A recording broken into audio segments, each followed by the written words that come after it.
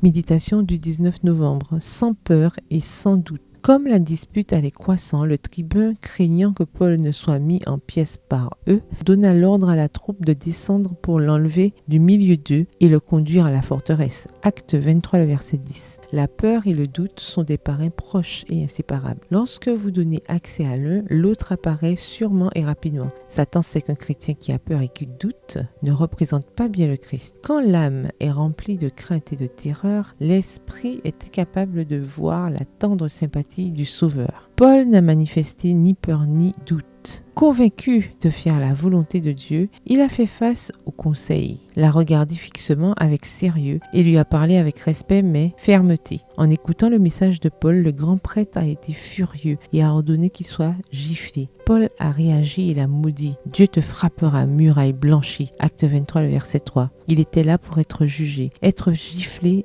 avant d'être entendu était contraire à la loi et en tant qu'ancien membre du Sanhédrin, il connaissait la procédure judiciaire correcte. En apprenant qu'il avait offensé le grand prêtre, Paul a présenté ses excuses. Peut-être le problème de sa vue l'avait-il empêché de le reconnaître ou bien avait-il parlé avec ironie car un tel chef savait qu'il était contraire à la loi de gifler l'accusé sans l'entendre. Les excuses de Paul étaient sincères et il a cité la Bible pour le prouver. Exode 22, le verset 28. Il reconnaissait et respectait les autorités ecclésiastiques. Le conseil était composé de pharisiens et de sadducéens, en conflit permanent en raison de leurs croyances opposées concernant les anges et la résurrection. Paul a changé le sujet du débat, témoignant de la résurrection de Jésus, ce qui a déclenché un conflit entre eux. Les juges n'ont pu prononcer de sentence juste en raison du désaccord qui les opposait. Par peur pour le soustraire au tumulte, le tribun a envoyé des soldats qui l'ont emmené dans la forteresse. Quand viendra votre tour de vous tenir devant le trône pour défendre votre foi,